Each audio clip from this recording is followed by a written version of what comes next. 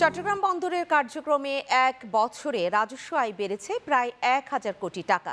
বেড়েছে কন্টেইনার ও জাহাজ হ্যান্ডলিং।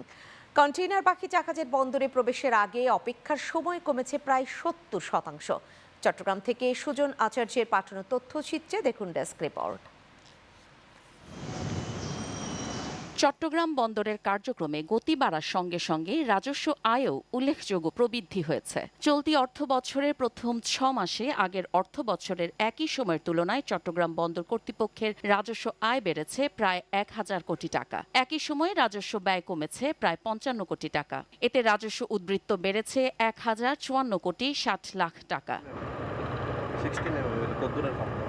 বন্দর সংশ্লিষ্টরা বলছেন, যেটি ব্যবস্থাপনায় সমন্বয়, দ্রুত কন্টেইনার খালাস এবং অপারেশনাল দক্ষতা বাড়ানোর ফলে এই উন্নতি হয়েছে। চট্টগ্রাম বন্দরে গত ৬ মাসে আমাদের যে প্রবৃদ্ধি, আমাদের কার্গো, কন্টেইনার এবং জাহাজ হ্যান্ডলিংয়ের ক্ষেত্রে অ্যাভারেজ ৬-৭% একটা প্রবৃদ্ধি আমাদের রয়েছে এবং আমাদের বর্তমানে এই প্রবৃদ্ধির পিছনে সরকারের সদিচ্ছা এবং দিক নির্দেশনা, আমাদের বর্তমান যে ম্যানেজমেন্ট রয়েছে, চেয়ারম্যান স্যার সহ সদস্যমণ্ডলী এবং আমাদের বন্দরের কর্মকর্তা কর্মচারী যারা নিরলসভাবে ২৪ ঘন্টা পরিশ্রম করে যাচ্ছে। এদিকে বাণিজ্যিক রাজধানী চট্টগ্রাম বাস্তবায়নে এই গতিশীলতা বৃদ্ধি ইতিবাচক হিসেবেই দেখছেন বন্দর সংশ্লিষ্ট ব্যবসায়ী নেতারা।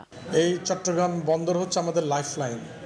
এখান থেকে আমাদেরকে অগ্রসর হতে হবে, এর কোনো বিকল্প কোনো ওয়াই নেই। বন্দর ডে বাই ডে ডেভেলপ হচ্ছেই, সেটা আউটারে বলেন, জেটিতে বলেন, কন্টেইনারে বলেন, টার্মিনালে বলেন, সব দিক দিয়ে আমাদের তো গ্যারান্টি ক্রেনও ছিল না, কিন্তু এখন আমাদের তো গ্যারান্টি ক্রেন কোনো অভাব নেই। চট্টগ্রাম বন্দর কর্তৃপক্ষের পরিসংখ্যান বলছে ২০২৪-২৫ অর্থ বছরের জানুয়ারি থেকে জুন সময়ে রাজস্ব আয় ছিল ২,৯৪৭ কোটি ৮২ লাখ টাকা। ২০২৫-২৬ অর্থ বছরের একই সময়ে তা বেড়ে হয়েছে ৩,৯৪৭ কোটি ৬৯ লাখ টাকা। Channel 9 news desk.